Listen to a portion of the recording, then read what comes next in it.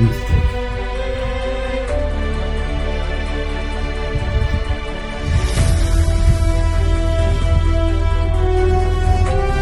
Hope you all are doing well.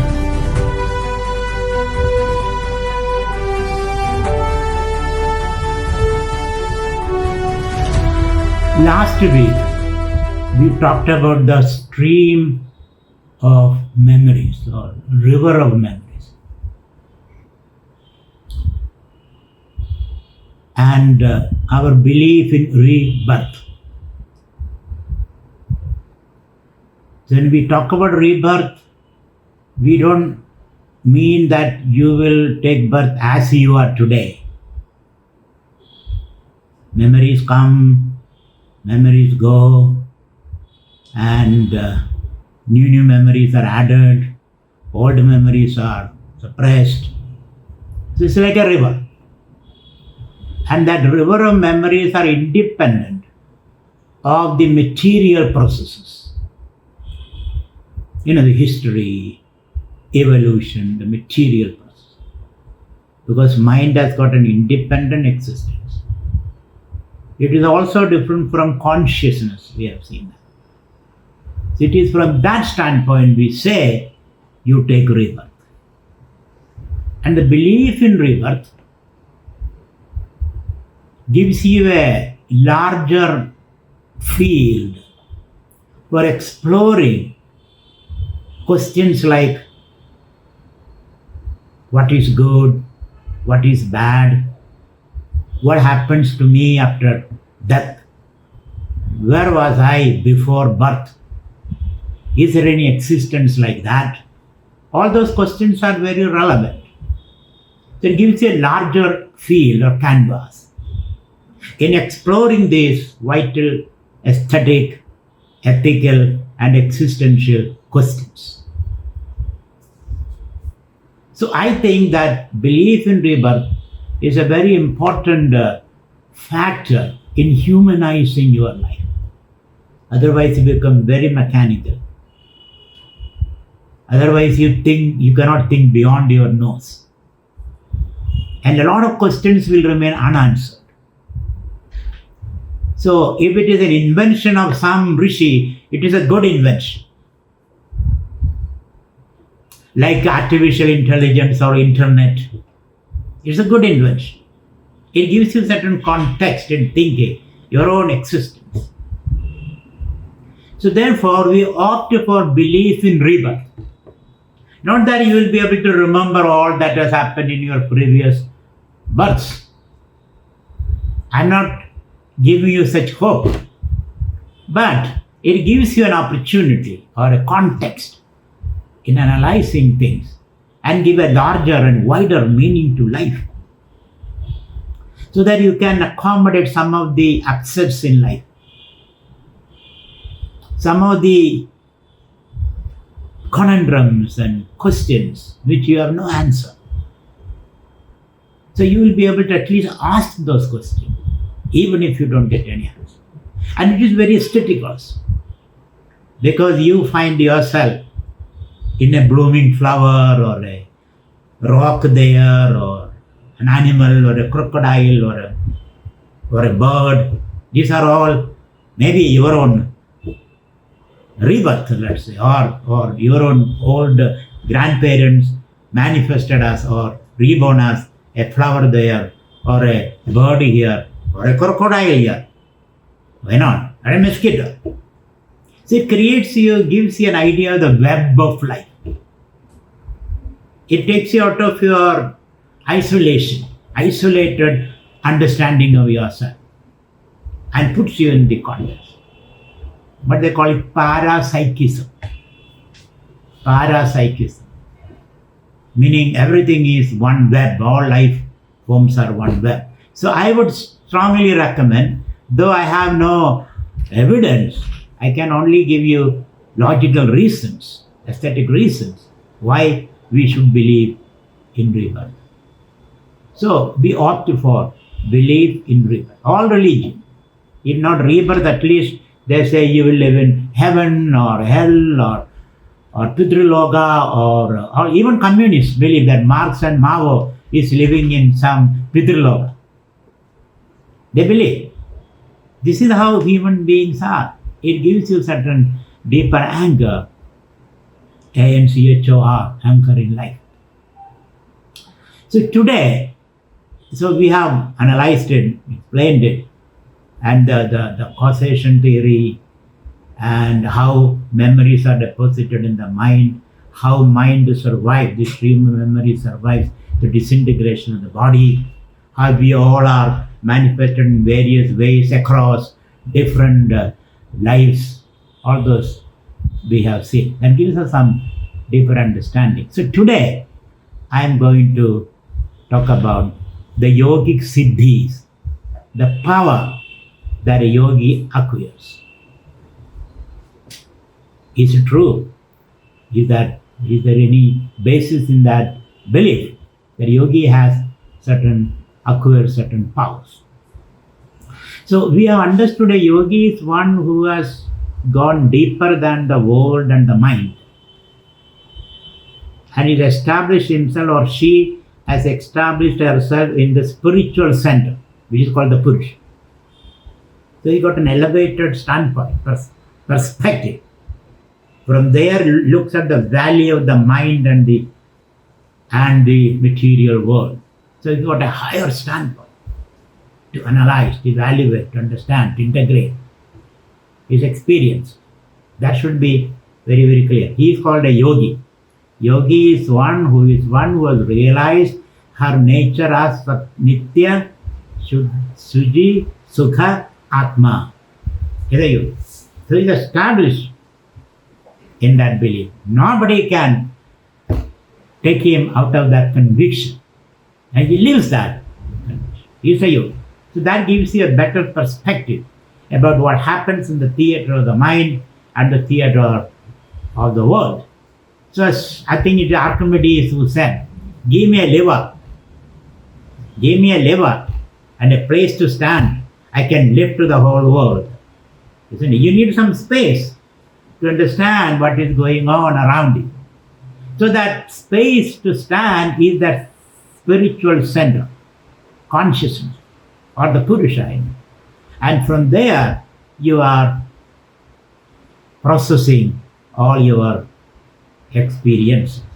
Like when you watch a movie, I have brought that metaphor again and again and again, so that you are not lost in this flood of things. You are still rooted in yourself. And from that standpoint, you gain certain power over the mind and the world, through the mind, the world. As I say, mind over matter. So that is a yogi's position. That is yogi's understanding of herself or himself. And from that standpoint, he experiences, interacts with the world. As a result, the yogi has enormous resource to marshal or invoke. Not just physical resources or emotional or intellectual resources or resources of memory. He has got the spiritual resource, which you can mold in whichever way she or he wants. So we have access to that enormous resource or spiritual resource. So you never get exhausted. You never get tired. You are always inspired and persuasive, loving, caring, etc. So that's the yogi's capacity. The yogi is one who has realized her full potential. And hence, the yogi becomes a healer. That is the greatest power the yogi has. A healer. By a touch, by a look, by her mere presence, a word. That's enough to heal others. Even a tree which doesn't fruit or flower or fruit, the yogi is present, the tree flowers and fruits. A lion which is very violent, in yogi's presence, the lion becomes quiet, it seems. the lion and the deer live together in the yogi's presence because he has practiced the supreme value of non-violence. As a result of that, all natural enemies give up their enmity and they can live together. As someone said, the British has 50,000 soldiers in Punjab and still they could not quieten the communal violence. Where they had only one person in Bengal, Mahatma Gandhi, and he could quieten communal violence. That's the yogis. They got a healing touch. The very presence of a yogi, because he is a very integrated person. There is no inner conflict of whatsoever. As of that integrity, he is able to radiate that energy and love. That's why not only human beings, but even animals, even trees and plants, they all feel comfortable. They all have a place in the yogi's presence. So this is the general idea of yogic powers. Patanjali used the word vibhuti. Vibhuti. The third chapter of Yoga Sutra is called Vibhuti Pada. A chapter on Vibhuti. Vibhuti can mean powers or glory or the healing touch. To heal means to make you together. That's the meaning of healing. Bring yourself together. Give you that depth and the width and make you see everything is related to everything else. That's the meaning of healing, to become whole or to be healed. The mere touch is enough. The word is enough. A physician, if you are a physician, this power is very important. When the patient comes, don't look him as a object of exploitation. He's not an object. He's a person. So a touch is necessary. A kind word will go a long way in healing your patient. Similarly, a student, similarly a child, or even an enemy, or even a criminal. Give a healing touch. So that is the power of the yogi. So yogi is considered as a healer. And we have heard a lot of things about these yogis, prophets, rishis. The Christ could wake up a person from death. Wake up, stand up, and the dead man stood up. Or he walked over water. Or he gave sight to the blind. And he straightened a hunchback. Or in Bhagavad, Krishna made a hunchback straighten up, stand up, run. All these powers in the present that the yogi has. And there are also other claims about the yogi. The yogi can walk over water. That he can pull a truck by his teeth. Or he can fly from India to America. He can fly without any aeroplane, without any flight ticket. Those extraordinary claims also are made. The yogi can fly or walk over water, or he will not get burned in fire, or he can remain buried for hundreds of years under the earth, or he can sit under the water. Those claims is a yogi's wish list. I wouldn't say those claims are true because I have not seen anybody. I have wandered all over the Himalayas because I was inspired by this idea. If I can fly without any ticket, then I can fly to America or Antarctica or Arctica or wherever, or to the moon. I have not seen anybody who could teach me this art. Nor have I seen anybody unaffected by fire. In the flaming fire, he sits in the middle. Of course, there is a Panchagni Vidya project where the rishi sits in the middle of a circle of fire, not in the midst of fire. I have not seen anybody. Nor have I seen anybody buried for 1 year. Maybe 10 minutes or 1 hour you can be buried because there are pores in the soil, so you may be able to breathe. Otherwise, it is difficult. Nor have I seen any yogi who has not eaten for 20 years. No food at all. Not eaten at all. I have not seen anybody. Because I believed in all this initially. And in my search for such people in the Himalayas, I have not seen anybody. So somebody said, you don't have the eye to see such people. Those people are there all over. But you did not have the eyes to see. That is simple kidding, bluffing.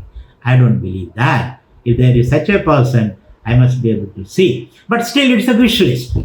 If it is possible, maybe possible. Maybe possible, I am not discounting the possibility. But at this point, I have not seen anybody.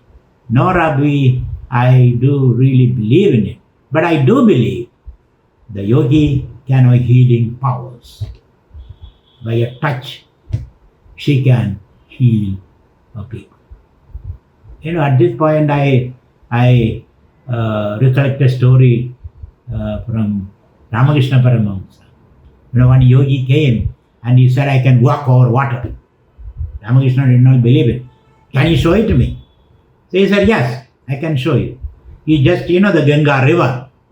Ramakrishna was a priest in the Kali temple beside the Ganga river. So he said, okay, you walk over this wide river, deep and wide. He walked over and came back in 10 minutes. So Ramakrishna said, I am not impressed. Why I am not impressed? Because I can pay 1 anna. 1 anna is an Indian coin. 1 anna. And I can get a boat and go over and come back. And how many years you spend to acquire this skill? Oh, I spent all my life to acquire this skill. I am not impressed, he said. So it may not be that impressive that you could walk over water, you are not burned by fire, or you can live under the earth, under the ocean. These are not impressive capacities. Even in this ship, underground ship or under the ocean ship, people are living there because of certain technological capacities. So this living under the water or sitting in fire may not be a great accomplishment, but if you can heal someone, give solace to some people, that could be a great power. So let us explore this Patanjali's idea of vibhudis or yogic powers. What are they? Some of them are believable, some of them are not that believable, but let us explore Patanjali, his wish list. Patanjali's or yogi's wish list. That's what we are going to do today. So Patanjali uses one, let me put this, Sattva Purushayoho Anyadakhadi Matrasya Sarvadhishtadruttam Sarvajnadruttam Cha. That's a mantra. That's a sutra in Patanjali Yoga Sutra. This is from the 3rd chapter of Vibhuti Yoga, 50th sutra. So if you can understand the Sattva and Purusha, the difference between Sattva, Sattva means the mind means the Chitta, Sattva means Chitta. Chitta and Purusha, Purusha is consciousness. If you can understand the difference between Sattva and Purusha, mind and consciousness, and established in consciousness as your true identity, then you gain Sarvadhishtadutvam. Then you have access to all energies. Sarvadhishtadutvam. You become the foundation of everything. Dhishtadutvam means foundation. And not only that, Sarvajnadruttam cha, you get insight into everything. Not only do you have access to enormous energy, you also get insight into whatever is happening. So the power of insight is developed when you are able to detach from the mind and establish yourself in the consciousness. So that's a sutra like that.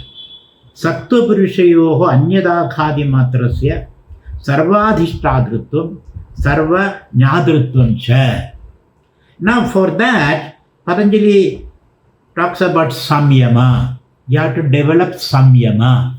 Samyama means ability to focus. ability to focus is the result of 3 practices. We all want the ability to focus, isn't it? Our problem is we are not able to focus on anything. Our attention span is very limited. So can I focus on something and penetrate into the very core of that phenomenon, which you are not able to. Even when you are talking to somebody, it's not just a word, it's a feeling behind the word, the thought behind the word, the attitude behind the word, the person behind the word, the context in which the person is operating. So you can go into several levels of making sense of one single word. So this ability to penetrate into the heart of things is called samyama by Patanjali. Samyama is a combination of dharana, dhyanam and samadhi. 3 words. Dharana means ability to focus your attention on a chosen field. There's so many things are exciting you, isn't it? Distracting you, vying to command your attention. For all that, you must be able to choose and focus on a chosen field, which is called dharana, which you are doing now. You are trying to listen to the speaker. There's so many other things occupying your mind, demanding your attention. But you have chosen to listen to this lecture for 1 hour. That is called dharana. Of course, in between your mind will wander here and there. But still you are trying to bring the mind back. This is called dharana. And if you can continue to focus without any distraction, with total involvement, understanding, then that is called dharana, dhyanam. Now you are meditating. You are with great attention. You are meditating. So dharana, dhyanam and samadhi. Then you become one with the object of your attention. Tadeva arthamatta nirbhasa sarupa shunyamiva. You disappear into the object of your attention. Focus. Has it happened sometime to you? You are not there. Tadeva arthamatta nirbhasa sarupa shunyamiva. You are not there. When you listen to music, initially you are adjusting, you see who is sitting on both sides, and then you see the musician, and then all kind of noises. And as you are elevated in the musical ecstasy, a time comes, you disappear. You become one with the music. Have you experienced that? When you play with your grandchildren, you become one with your grandchildren. You may be the Prime Minister, President of the country, but in front of your grandchildren, you become a grandchild. So that ability to become one with the object of your attention or pursuit. A mathematician become mathematics. An actor become the role that he is playing. A swimmer become the water. So the ability to become one with the object without any gap between the object of pursuit and yourself. When that thing happens, nobody can stop you. Then the spirit flows through you, because there is no gap or there is no conflict. So this ability is called samyama. To focus on something for a considerable period of time so that you become one with the object. There is a continuous flow. The flow experience. I think it is one of the Czech psychologists, Csikszentmihalyi. He talked about the flow experience. You get into that mood. There is no difference between that. This is called samyama. Tadeva arthamatma nirbhasa surupa shunyamiva samadhi. Then you are in samadhi. This ability you can use to explore various aspects of life, we say. You can use this ability to abide in the self. You can use this ability to understand the world around you. And that power that you gain from using this ability in different bhumikas, different areas of pursuit is called vibhudis or powers. So that's what Patanjali. And we should know these are called supernatural or parapsychic powers. A lot of people explode into that in all cultures, Chinese, Indian, European, and Native American or African cultures. They explore this idea of supernatural or parapsychic powers, by which you are able to not only understand, but also control, manifest. So one idea behind this is the gross phenomena is controlled by subtle forces. Because the world is understood as a puppet show, a shadow play. And puppet show is somebody pulling the strings, isn't it? Some forces are pulling the strings. So similarly, or like a panel of switches. Using the switches, you control the entire machinery. Our machinery can be controlled by switches. Or if you have a control room, everything is seen on the dashboard, isn't it? Modern car, everything is seen on the dashboard. From there, you can control things. So similarly, when you go deeper and deeper, your power of control or management improves. Superficially, you are not able to do that, but you go deeper meditatively, we are able to control things.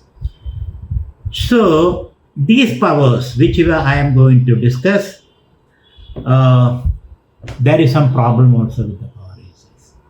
This power, when you acquire these powers, it can also create a certain ego, arrogance in the yogi. Yogi can become arrogant and can get lost in the display of these powers. So therefore one has to be very careful. When these powers arise in the yogi, you should be very careful not to get lost, not get uprooted, not gloat over these powers that we gain. So to develop this samyama, Patanjali gives you some tricks. What are the ones to develop this power of concentration? One thing he says, focus on the gap between two events. Because the truth is between two events. The event, it is not in the event per se. The gap between, the space between two events, or the time between two events, that is a fertile soil from which events appear. I hope you are sympathetically listening to me. So focus on the gap between two events, or the gap between two thoughts. Not two thoughts, that's not your attention. Because that anyway, you are lost in those thoughts, you are lost in those events. But our attempt should be, as a yogic practitioner, the attempt should be gap between two events, gap between two thoughts, gap between two breaths. These are all connected. Gap between two heartbeats. Try. Tomorrow you can try that. When you sit in meditation, two events, two thoughts, because thought project an event, or an event create a thought, whichever way you want to understand it. So two events, two thoughts, two heartbeats, or two breaths. If you can see that gap is full of possibilities. Because thoughts are already manifested. The gap is full of possibilities. So if you can do that, Patanjali says, Kshana tat kramayoho samyamad vivegajam jnanam. Kshana means an event, and then another event. So if you can see the gap between two events, two thoughts, it requires a lot of patience for you. You have to sit and look into that gaps. Those gaps. With your eyes closed or open, it doesn't matter. Between two breaths, begin from there. Between two words, between two sounds. Oh, between two om there are gap. Even one om itself there is gap. A, O, Ma. There is gap. Between two heartbeats there is gap. Those gaps are the fertile fields. So mine, gold mine. Those gaps are gold mine, as you say. And you can invoke, when you focus on those gaps, Kshana tat kramayoho samyamad vivegajam jnanam. And slowly but surely, you will be able to come to a point where you can see the gap between consciousness and the mind and the world, Vishaya, outside. And then you can able to integrate everything. So by this practice, we are able to develop the Vivega Jnanam. That's a special knowledge, not simply analytical knowledge. This is called Vivega Jnanam. Analytical knowledge, you deconstruct everything. And then you don't know what to do with that. Here, this talk is Viveka Jnanam. You are able to understand the relationship between objects. In the total context, we are able to understand that's a Viveka Jnanam. And the ultimate Viveka is Sattva Purusha Yoga between the mind and consciousness and the Vishaya, the object outside. When we have the Viveka Jnanam, then the mastery of the world and the mind arises in the yogi. So there are some key words I would like you to remember. One is asana. That's a key word in Yoga Sutra for a yogi. Asana means ability to sit quiet. Have you developed that ability to sit quiet? It's very difficult because you have to dig into your nose, you have to pick your tooth, and then you have to pull your hair, or you have to grimace, you have to do something. Otherwise, you cannot sit quiet. So the first ability is to develop as a yogi is to ability to sit quiet for 10-15 minutes, asana. And then pranayama, ability to breathe deeply. That's also the key word in Patanjali Yoga Sutra.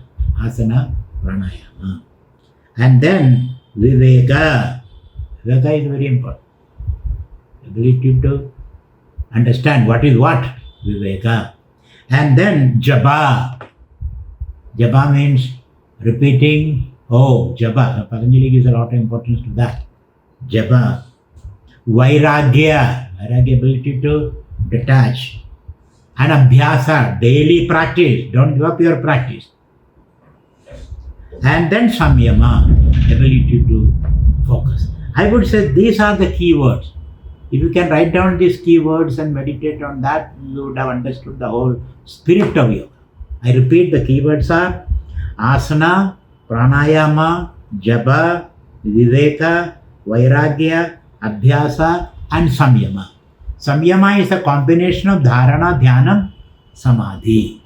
So you can give your attention to whatever you want to explore.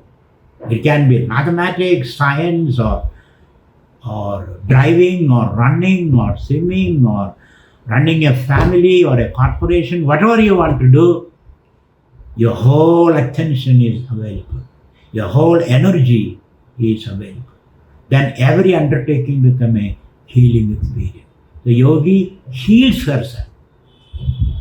Yogi puts herself as a total person, organizes herself, and then they can heal the other.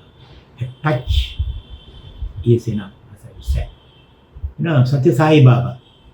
A lot of controversy around his yogic powers, like he is able to manifest Shivalingas or ashes or magically or all kind of things. But his healing power, in his presence, people feel healed and consoled. That power has to be accepted. The other powers manifest in Shivalinga or Vibhudi. I leave it to your discriminative understanding. I have no choice. I have no opinion about that because I have my own doubts. I am a very skeptical person. So, but if that's possible, that is wonderful. If it is not possible, there is nothing wrong with that. everything is consciousness anyway. But healing is possible. So let us go into Patanjali. Patanjali talks about Ashta Siddhis for a yogi. Yogi gains Ashta Siddhis simply by developing this Viveka, Vairagya and abiding in the self. The yogis develop Ashta Siddhis, eightfold achievements or skills or powers or vibhuti. What are the ability? Anima, to reduce herself, to become very small. Anima. And the other is Mahima, to become big. Have you experienced that sometime? In the presence of your boss, top boss, how do you behave? Like Hima, isn't it? You are very, very humble. You stand, you drop on your knees, you raise your hand, and you become so small. In front of your subordinate, my God, you expand yourself, isn't it? Your voice rises. You punch the air, isn't it? All those things. So you have that psychological ability to contract and expand. I'm just saying in a caricaturing maybe, but this is it. We have the ability to reduce ourselves, to expand us. If a bhogi can do that, yogi also can do that, isn't it? Yogi knows when to project herself and to go to the background. So Mahima and Anima, Garima and Leghima also. Garima, yogi can become very heavy. Can become very heavy. Very difficult to move that person. Very heavy. At the same time, he can become Garima, Leghima, become very light. He can become light as a child, or a flower, or a piece of cotton. He can also become very heavy. He can become very determined in whatever he says or she says. So, Anima, Mahima, Garima, Leghima, Prapti. Yogi has the ability to reach anywhere he wants. Today here, tomorrow somewhere else. The modern corporate executives, today he eats breakfast in New York, lunch in Paris, and dinner in Hong Kong, and sleeping in New Zealand, isn't it? Possible. So, yogi can be anywhere, so versatile, so flexible. He can move anywhere, comfortable everywhere. So therefore, Leghima, Prapti. Prapti means ability to move easily from one place to another place.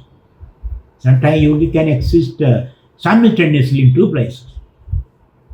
He can be here in Bangalore and he can be there in New York also, simultaneously.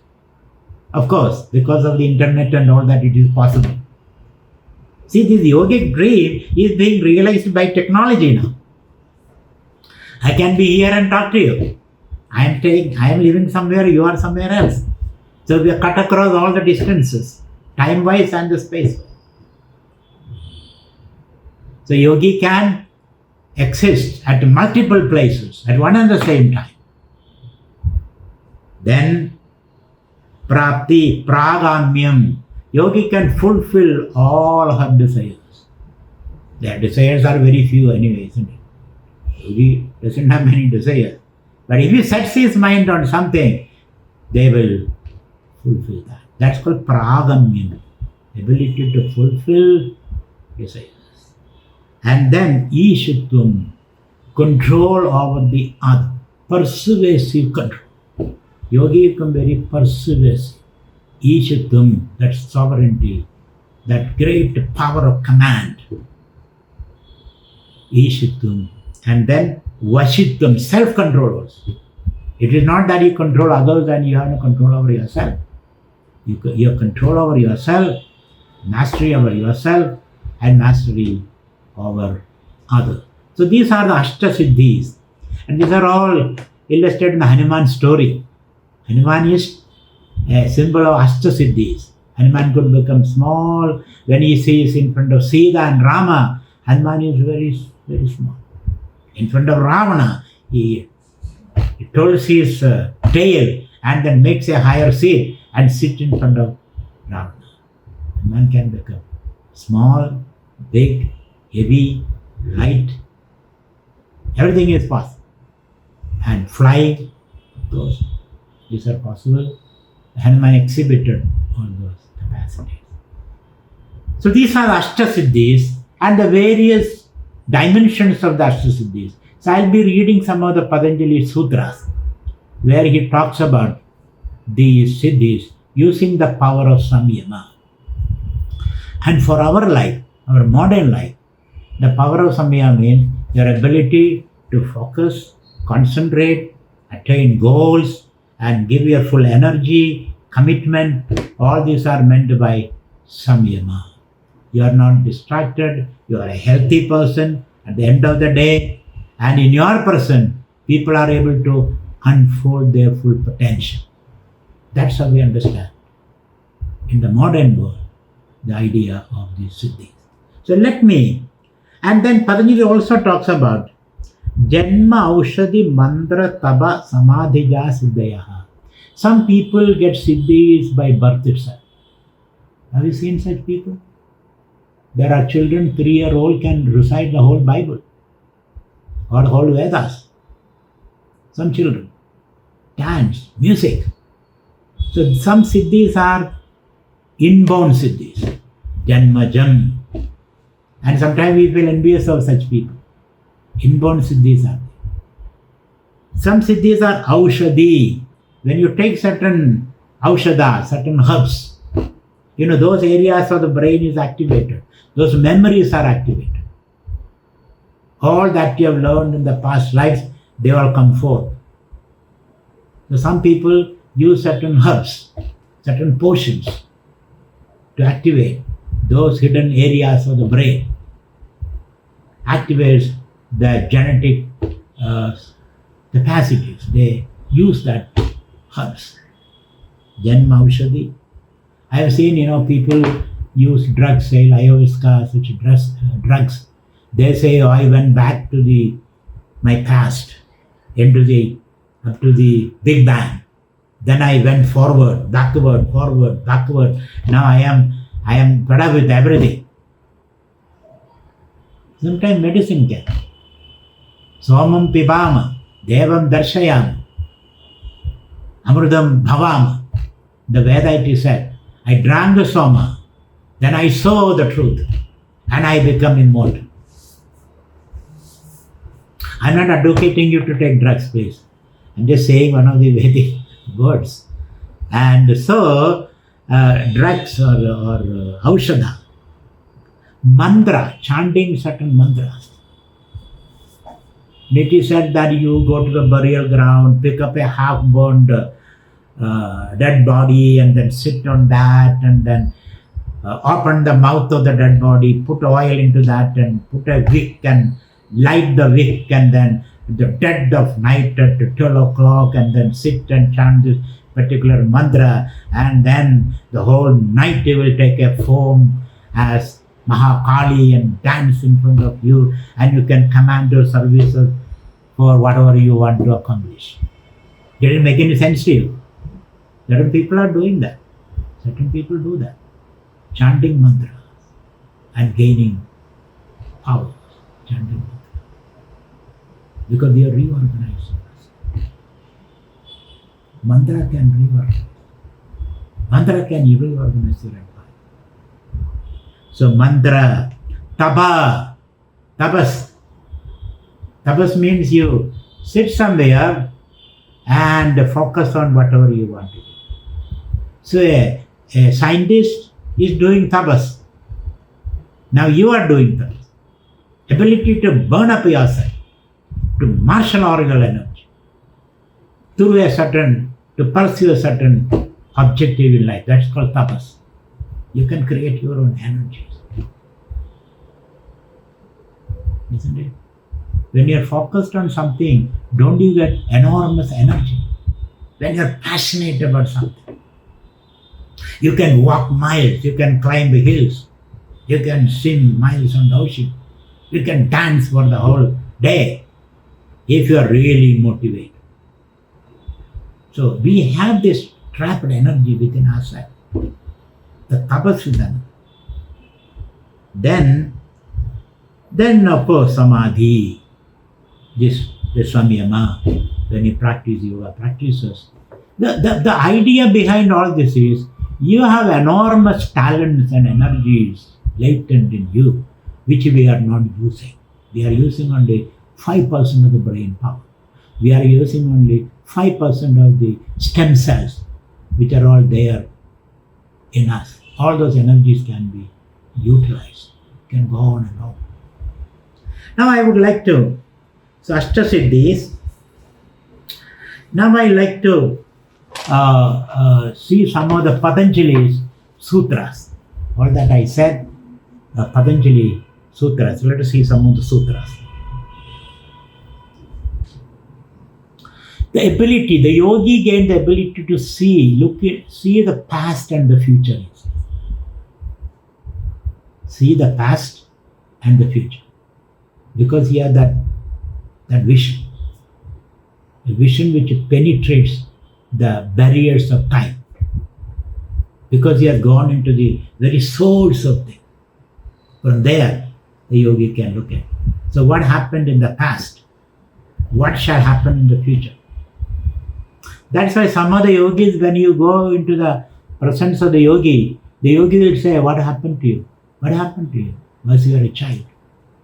What will happen to you in the future? He is able to see very clearly. Some of the astrologers have this capacity. They tell you precisely what happened to you in the future. What is your age? How many children you have? How many times you married? What are your financial problems? That because astrology, when you practice astrology over a period of time, you gain certain insights about human nature. Even dogs can predict about the earthquake, isn't it? Dogs start barking, an earthquake. So we have that intuitive capacity. So yogi has this ability to see the past and the future. And for that, parinamatraya samyamam. How do you do that? You have to do samyama, focus on parinamatrayam, the 3 stages of modifications. What are the 3 stages of modification? Dharma, Lakshana, Avastha, Parinamam. Dharma means the essential nature of an object. And then Lakshana means properties. And Parinama means various stages. Every phenomena has an essential nature and certain properties. For example, salt. An essential nature and certain properties and its certain state. Salt is solid, isn't it? It can be made liquid and various stages. So with this idea, when you look at a phenomena, that it has got essential nature, then it has got various properties, then it can undergo various modifications. With this idea, when you look at an object, we are able to predict the future of that object and the past of that object. So, when a person comes and sits in front of a yogi, he may ask 2-3 questions. With that, he understood the past of the person and the future. Like a doctor, ask 2-3 questions and he diagnoses the problem, isn't it? So, or your son comes back from the college, you ask 2-3 questions, you understood what happened in the examination hall. That he has not studied, he has not written the examination well, everything you understood.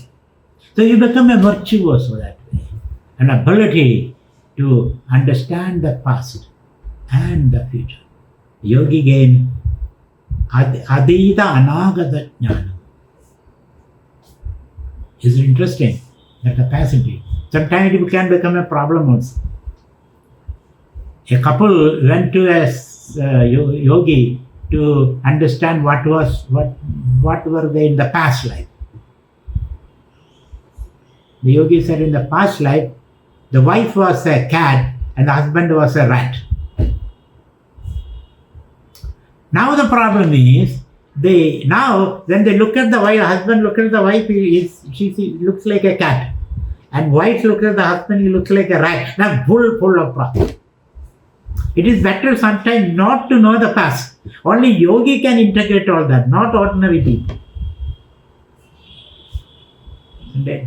So, adita anagata jnanam, that is one capacity the yogi develops.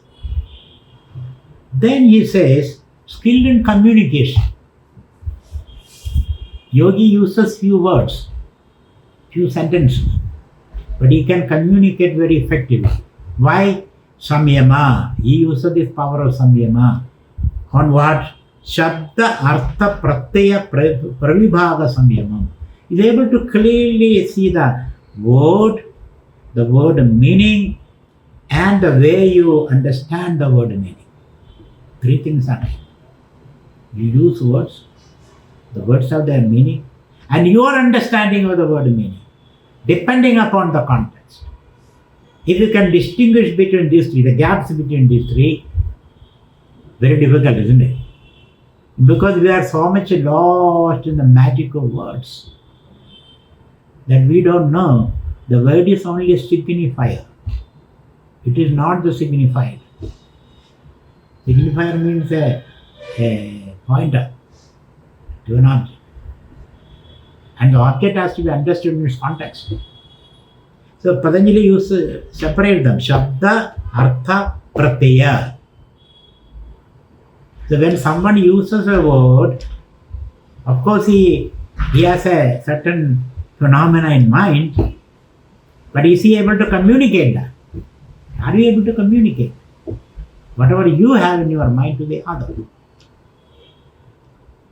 By understanding the difference between word, their artha meaning, and the way you understand, the other person understands it. So when you use a word, you also have to think how the other person understands. That's why in any argument, any debate, it's very important that when you make a proposition, make sure your opponent understood the true meaning of the proposition that you made. Otherwise, there is no communication, there is no debate. It's only talking at each other, not talking to each other. So whenever you use a word or a sentence, make sure the other person understood exactly as you want to communicate.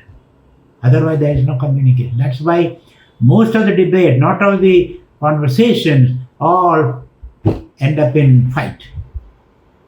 There is no communication happening there.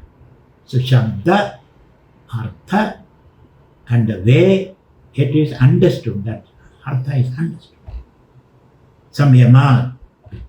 Sarvabhuta Rudajnanam. You will be able to communicate with everyone, he says. Even if you don't know the language, you will be able to communicate with a dog or a cat or a bird or a human being or even a tree. Some yogis have that power to communicate with all expressions of life. Sarvabhuta Rudajnanam. Are these things are exciting, isn't it? These are all very exciting. Instead of sitting and brooding and cursing your life, explore some of these things. Then life becomes much more enjoyable, meaningful, purposeful. There's something to live for.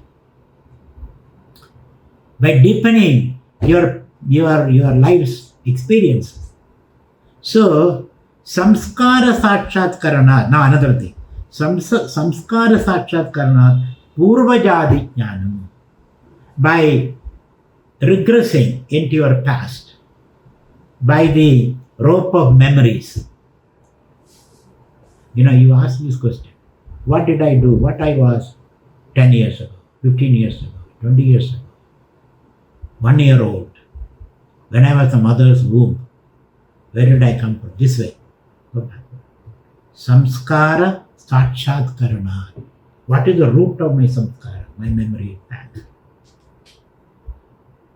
Meditate on that. Then you will be able to Purva Jadi Jnanam. You will be able to go back up to the Big Bang maybe. Purva Jadi. Your previous lives will unfold in your mind. Purva Jadi Jnanam. Karma Samyamat Aparanta Jnanam Aristebhyacha. Similarly, you will develop the ability to know when you will die, when you will drop this body. Are you interested in knowing that? When are you going to drop this body? When? How? In what condition? By this process of focusing on your memories. You will be able to. We all are interested. We don't want to just exit like that. We want to consciously, like a yogi, you have to walk out of this body. How do you do that? You have to do this regress and then progress. So prognosis and diagnosis. What will happen to you? What had happened to you? All those things can be understood by meditating upon your karma or memories. So, if you are interested, and Aristebhyacha, when you are going to sick, even sickness, you don't have to go to a doctor, he says. The yogi knows, I'll be sick. One month after I am going to be sick. And I am going to die. All this knowledge the yogi has. Because he has gone to the root, from there everything is clear. Then, Maitri Samyamat. And then if you can focus on friendship, Maitri, friendliness, then you have persuasive power, he says. Focus on friendliness. Focus on the idea of it, the feeling of that. Focus on love. Then you gain enormous persuasive powers. Then, Pravritti Alogat, Sushma Vyavahita Vipragrishta Jnanam. And then meditating upon the inner light. We have seen that, how to meditate on that inner light. What happens? Sushma Vyavahita Vipragrishta Jnanam. You are able to understand the subtle aspect of things. Sushma. Vyavahitam, hidden aspect of things. Vipragrishtam, vipragrishta, distant objects. All this knowledge comes. The yogi can know what happens in the distance. Now what happens in Ukraine? Yogi sit here and understands. So too what is hidden? What is underground? When we go for a bore well, how do you know there is water underneath? So this man brings a coconut and then holds in his hand, and a coconut jumps in his hand. If he jumps in a particular way, there is water. Jumps in another way, there is no water. And we dig and there is water. Isn't it? So he is a yogi in that respect. So similarly, my people are, Swami, you go there and say, here is water, there will be water.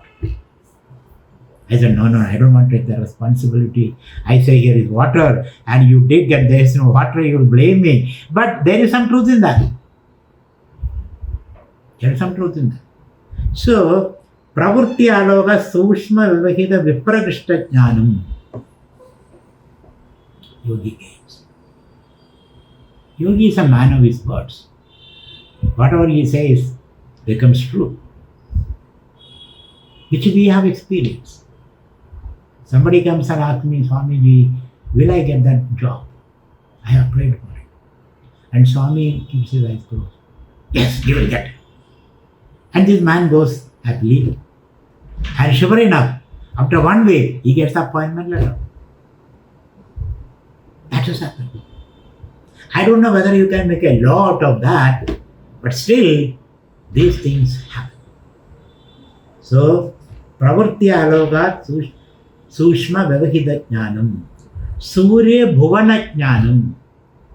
So, 3 meditation, Patanjali talks about, if you focus on the sun, Surya, Bhuvana Jnanam, you know everything about the solar system.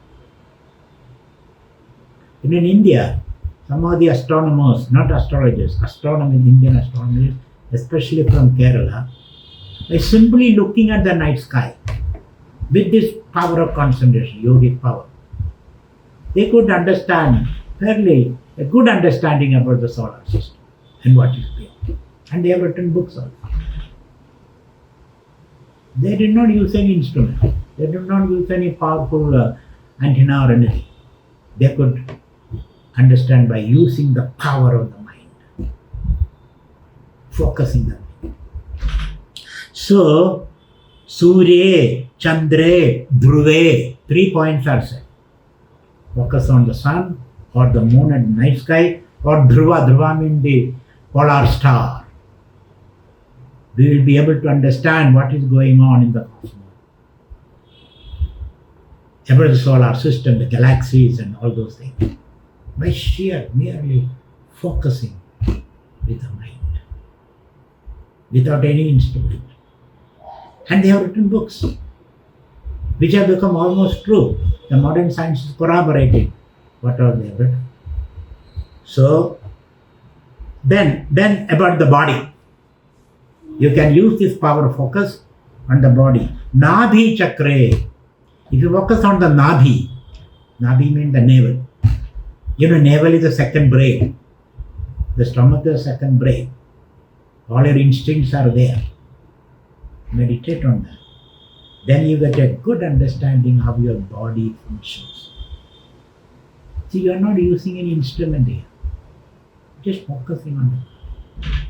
So focusing on the Nabhi, Kaya Vyuha Jnanam. We understand how our body functions. What is your body telling you? Kaya Vyuha Jnanam. Kantha Gube, meditate on the Kantha, the Ubula here. You know, a little tongue which is hanging. Kantha Gube.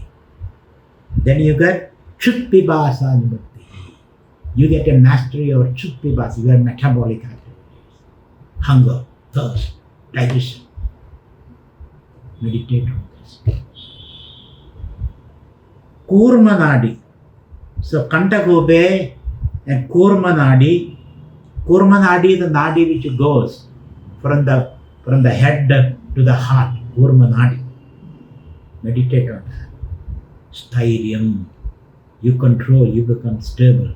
Control over the blood pressure. Sthairiam. Murdha Jyotishi. If you meditate upon the fountainhead, Siddha Darshanam, you get insight into the Siddha. Siddhas mean those great rishis. You will be able to communicate with those great rishis who are living in invisible forms. Good material for writing a thriller, isn't it? And I can communicate with rishis and all that. Meditate on this. So you are able to communicate with people. Hridaye, if you meditate on your heart, then you are able to read another's heart, other people's thoughts. I don't know whether it is desirable or not, that's a different question. You will be able to read others' thoughts by meditating upon your heart. Then, so he says, Parasharira Pravesha. By meditating upon your memories, Parasharira Pravesha, you are able to enter into another's body. There are very stories like that. The Shankara, in some debate, he had to have some experience. So he enters into a dead body or a king's body and had all the experiences and came back. These days, this is called theory of mind. Ability to read someone's mind.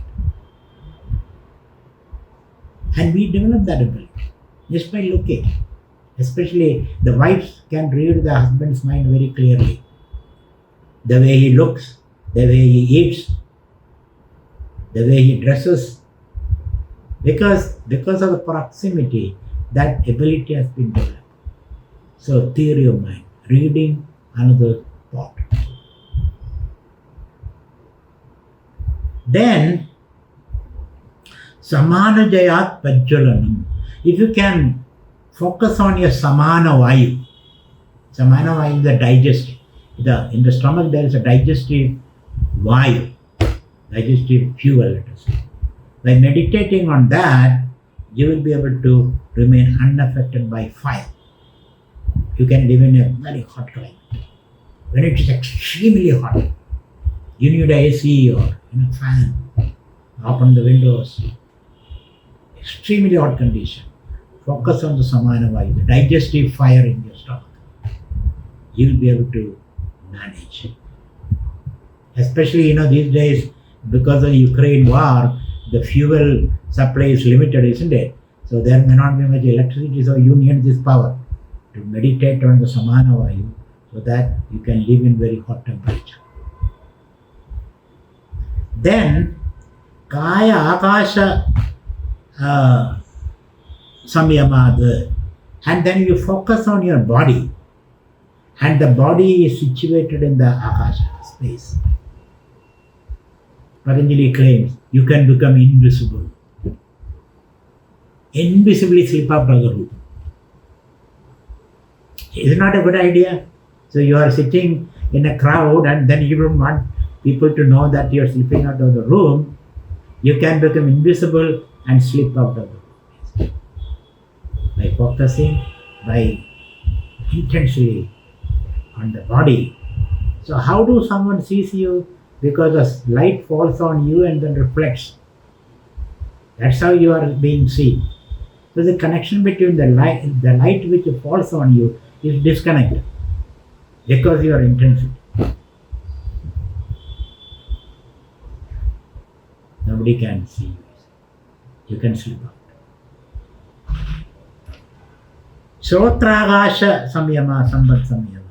Similarly, you focus on your ears, you will be able to listen subtler and subtler and subtler sound. When you listen to music, a musician can catch subtle sounds, isn't it? You and I cannot. So use this samyama power. Then Patanjali goes on. You can read it because I don't want to go into all these details. He has given 26 vibhudis that a yogi can develop 26 vibhudis. Finally he says, Tataha manojavitvam vikaranaha pradhanajayamcha. Ultimately, the yogi becomes master of the mind and master of prakriti. And he is able to create changes in the world, or she is able to create changes in the world. Healthy changes. Just by a look, or a touch, or a word, or by the sheer presence of the yogi, things organize itself in a most healthy and happy manner. So without any instrument. Because we also are flying, isn't it? But polluting the atmosphere. But yogi also can fly. He doesn't have to physically fly. Because he has that subtle insight into everything. Very calm, quiet and steady. That is the power of the vibhudi of a yogi. So read the 3rd chapter of Patanjali, Vibhudi Yoga. All those things are described there. And develop that power of samyama. Samyama means your ability to identify the totally something and become that. And then get out of that. Sometimes we become that, then we are not able to get out of that, isn't it? So that's not the power of you. So ability to focus on something, accomplish, and come back and move on. That capacity the yogi has.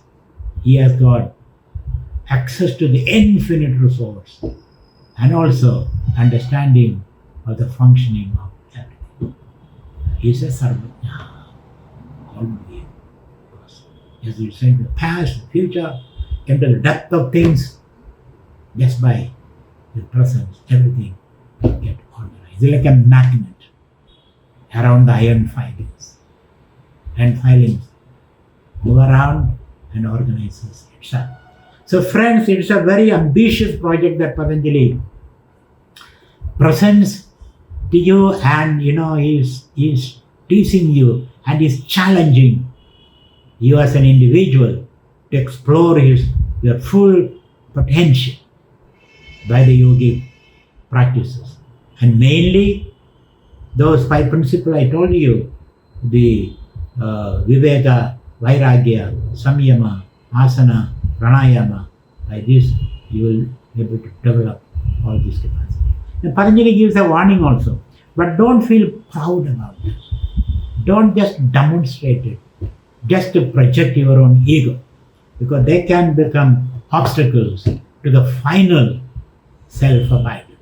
So these powers are to be used very judiciously, with great humility, whenever it is necessary. Then alone these powers should be used. Otherwise you will expose this power and you will feel simply lost. So be very careful using this power, but you can have this power. With this promise, Patanjali, my last talk will be the Ashtanga Yoga. 8 steps to yoga. Generally, when people hear about yoga, they know there's Ashtanga Yoga. Now you must be thinking, Swami never talked about Ashtanga Yoga. Okay? That will be my last talk. Ashtanga Yoga. Yama, Niyama, Asana, Pranayama, Pratyahara, Dharana, Dhyanam, Samadhi. The Ashtanga Yoga will be discussed in the next class. So thank you very much for listening to me patiently. Only one more talk. With that, I will leave you, and we may see you next year. After that, thank you.